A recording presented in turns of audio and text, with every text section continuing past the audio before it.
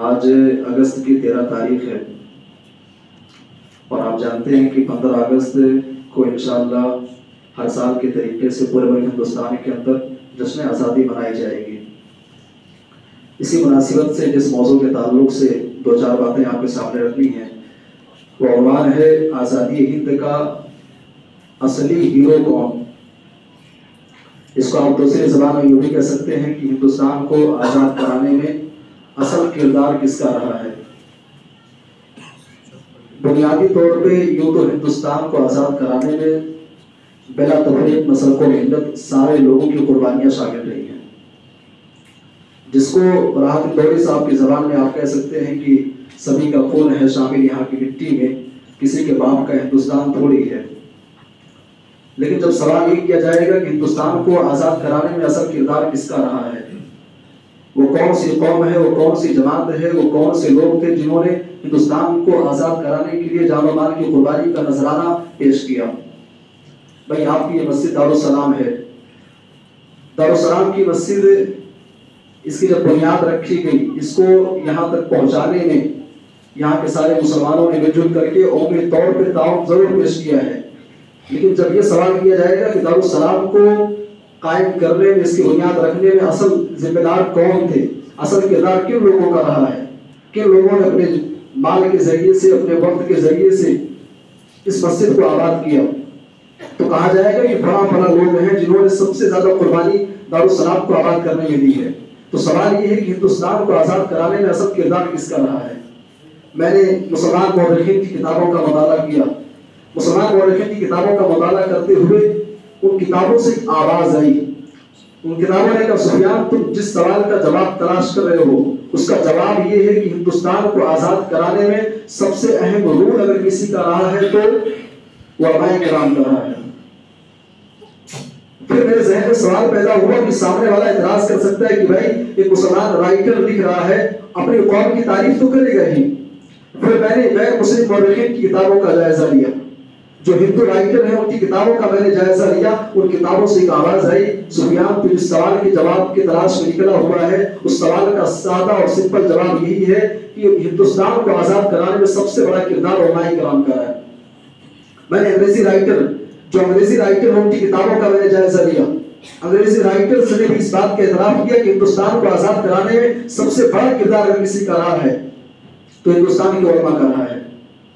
اور اسی لیے آزادی ہند کا کوئی بھی ایسا چیپٹر، کوئی ایسا باب آپ کو نہیں ملے گا جس میں علماء کی قربانی آپ کو نظر نہ آئے۔ جب انگریزوں نے ہندوستان کے اوپر اپنا تسلط، اپنا قبضہ جمایا تو اس وقت ہندوستانیوں کے ذہن و دماغ میں آزادی کی روح پھونکنے والے شاہ ولی اللہ محدث دہلوی ایک عالم دین تھے۔ ہندوستان کو دارالحرب قرار دیتے ہوئے انگریزوں کے خلاف جہاد کرنے کا فتویٰ دینے والے شاہ عبدالعزیز محدث دہلوی ایک عالم دین تھے۔ اس دور میں انگریزوں کے ظلم و تشدد کا سامنا کرنے والے، سال بھر کی قید و بند کی زندگی گزارنے والے میاں سید نذیر حسین محدث دہلوی ایک عالم دین تھے۔ اسی طریقے سے 18 سال تک کالا پانی کی سزا کاٹنے والے مولانا جعفر تھانیسری، مولانا فضل احمد خیر آبادی ایک عالم دین تھے بھائی۔ اور کالا پانی کی سزا یہ کہنے میں بڑا آسان ہے، جب مولانا جعفر تھانیسری کو، مولانا فضل احمد خیر آبادی کو اور ان کی پوری ٹیم تقریباً 9 لوگوں کو جب انگریزوں نے گرفتار کیا، گرفتار کرنے کے بعد خصوصی طور پر مولانا جعفر تھانیسری کو، مولانا فضل احمد خیر آبادی کو انگریزوں نے ان کے ہاتھ اور پیر میں بیڑیاں ڈال کر کے ہندوستان کے مختلف شہروں کا چکر لگوایا، ان کو سزائیں دی تاکہ ہندوستانیوں کے ذہن و دماغ میں خوف و دہشت بھر جائے۔ آپ کسی ممبئی کے اندر بھی ان کو کا دورہ کرایا گیا تاکہ لوگوں کے ذہن و دماغ میں انگریزوں کے خلاف ڈر اور خوف بس جائے۔ ان کی داڑیاں چیر دی گئی، بال ان کو مڑ دیے گئے، اور انگریزوں نے یہ حکم صادر کیا کہ مولانا جعفر تھانیسری کو، مولانا فضل خیر آبادی کو ان کو پھانسی کی سزا دی جائے۔ پھانسی کی سزا سنائی گئی، جیل کے اندر بند ہیں، انگریزوں کے پاس ملنے کے لیے آتے، مولانا جعفر تھانیسری ہنس رہے ہیں، مولانا فضل خیر آبادی مسکرا رہے ہیں، انگریز حیران کی پھانسی ہونے والی ہے، ہنسے جا رہے ہیں۔ پوچھا کیا بات ہے، کیوں ہنس رہے ہو؟ انہوں نے کہا تم ہمیں اگر مارو گے ہم شہیدوں کے، ہمارا نام شہیدوں کی فہرست میں ہوگا، ہم شہید لکھے جائیں گے अंग्रेजों ने कहा ऐसी बात है, शहादत की मौत अगर तुम्हें पसंद है तो हम तुमको शहीद नहीं करेंगे, 18 साल की काला पानी की सजाएं उनके नाम पे सुनाएंगे। और काला पानी की सजा जज़ाइर अंडमान के अंदर ऐसी सजा थी अंग्रेजों की कि वहां लोग जाने के बाद मौत की तमन्ना किया करते थे, हमें मार दिया जाए, बम और बारूद से हमको उड़ा दिया जाए चलेगा, लेकिन काला पानी की सजा न सुनाई जाए। मैं कहना चाहता हूं कि काला पानी के 18 साल की सजा काटने वाले मौलाना फजल खैराबादी, मौलाना जाफर तानिस्वी कालिम दीन थे। अपने जबान की ताकत से, अपने कलम की ताकत से अंग्रेजों की नींद उड़ाने वाले मौलाना अबुल कलाम आजाद रहमतुल्लाह कालिम दीन थे। शायर अहमदुल्लाह मद्रासी, जिनका नाम सुन करके अंग्रेजों के रोंगटे खड़े हो जाया करते थे। उस दौर में अंग्रेजों का मरकज मद्रास था। अहमदुल्लाह शाह मद्रासी मद्रास से निकल करके आगरा आते हैं, लखनऊ आते हैं, गांव-गांव जा करके मौलाना अहमदुल्लाह मद्रासी जा करके लोगों के ज़हन दिमाग में आजादी की रूह फूंका करते थे। अंग्रेजों को पता चला, गिरफ्तार करने की हिम्मत ना हुई, किसी तरीके से गिरफ्तार किया। गिरफ्तार करने के बाद आपको जान करके हैरत होगी, जब गिरफ्तार किया गया बाद में हिंदुस्तानी ही ने उनको धोखे से बुला करके उनको खत्म करवा दिया। मैं कहना चाहता हूँ अहमदुल्लाह शाह मद्रासी कालिम दीन थे। हिंदुस्तान को आजाद कराने में उनका बहुत बड़ा किरदार है, और इसीलिए हिंदुस्तान के पहले प्राइम मिनिस्टर पंडित जवाहरलाल नेहरू ने जब 14 अगस्त 1947 को पाकिस्तान को आजाद होने का ऐलान किया गया, 15 अगस्त 1947 को हिंदुस्तान के आजाद होने का ऐलान किया गया, उस मौके पर पंडित जवाहरलाल नेहरू ने हिंदुस्तान के पहले प्राइम मिनिस्टर, उन्होंने जब हिंदुस्तान के शहरों का दौरा किया, दौरा करने के बाद सादिकपुर पहुंचते हैं। सादिकपुर पहुंचने के बाद उन्होंने एक तारीखी जुमला कहा, एक तारीखी बात उन्होंने कही। उन्होंने कहा कि सारे हिंदुस्तानियों की कुर्बानियों को तराजू के एक पलड़े में रख दिया जाए और सादिकपुर के उलमा की कुर्बानियों को तराजू के एक तरफ रख दिया जाए, वरना सादिकपुर की कुर्बानियां सब पर भारी हो जाएंगी, सब पर सादिकपुर की कुर्बानियां सब के ऊपर हो जाएंगी। और आपको बताता चलूं, आप किसी मस्जिद के मुसल्ली ऐसे भी हैं जिनका ताल्लुक वलाए सादिकपुर से है। वलाए सादिकपुर जब ईद के दिन अंग्रेजों ने उनके मकानों को बुलडोजर से गिरा दिया, ईद के दिन खुशी के मौके पर अंग्रेजों ने बुलडोजर के जरिए से उनके मकानों को तहस नहस कर दिया। उस मौके पर जो लोग वहां से छोड़ करके अपने वहां से हिजरत किए थे, उन्हीं में से मुसल्ली आपकी मस्जिद के अंदर भी आते हैं। मेरे भाई और दोस्तों, कहने का मतलब यह है कि हिंदुस्तान को आजाद कराने में उलमा का बहुत बड़ा किरदार रहा है, इसलिए उलमा की कदर करो, उलमा के मकाम मर्तबे को समझो। आज बड़े अफसोस का मकाम ये है, आज किसी को मैंने थोड़ी सी दौलत क्या दे दी, थोड़ी सी शोहरत क्या दे दी, बिजनेस क्या चलने लगा, कहता भाई आलिम उलमा ये हमारी समझ में नहीं आते हैं। आलिम उलमा क्या, उनसे मेरा कोई ताल्लुक नहीं है भाई। आलिम उलमा उनकी बातें, उनका कैरेक्टर, उनका बिहेवियर हमें समझ में नहीं आता है। अगर ऐसा नजरिया आपका है, ऐसा रवैया अगर आपका है, रब्बे काबा की कसम खा के कहता हूं, अपने ईमान का आप जायजा लो।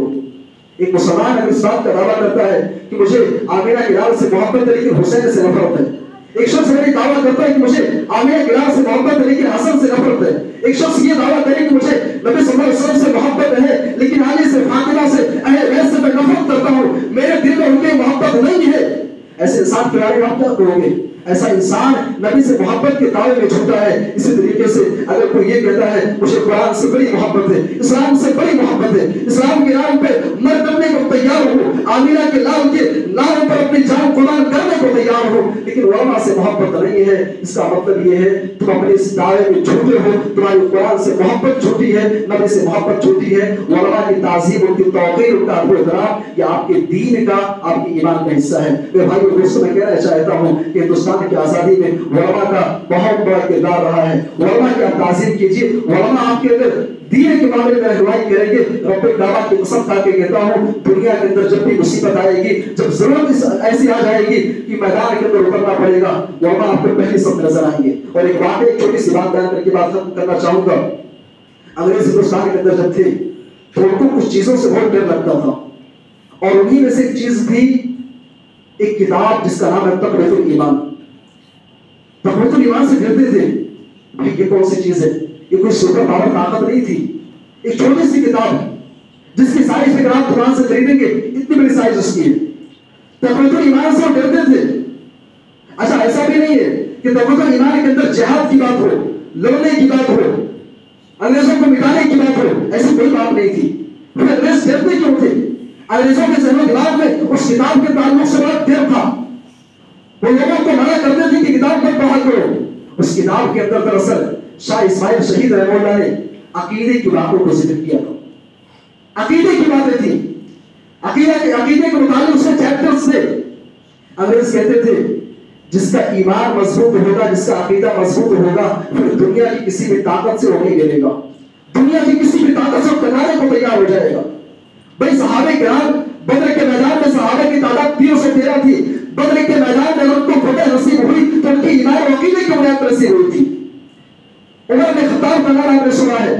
22 لاکھ کلو میٹر پر حکومت کرنے والے عمر بن خطاب وہ اپنے طاقت کے بلبوتے پر انہوں نے حکومت نہیں کی تھی, مگر حکومت ان کی قائم ہوئی تھی تو ایمان اور عقیدے کی مضبوطی کی بنیاد پر ہوئی. انگریز کہتے تھے جس کا ایمان مضبوط ہوگا, جس کا عقیدہ مضبوط ہوگا, پھر اسے ٹکر لینا, اسے پنگا لینا بھائی یہ ہمارے بس کی بات نہیں ہے. اور اسی لیے 1857 کی جنگ آزادی میں صف اول میں جو لوگ کھڑے تھے ان میں مولانا عنایت علی ایک عالم دین تھے جو انگریزوں کو چیلنج کر رہے تھے.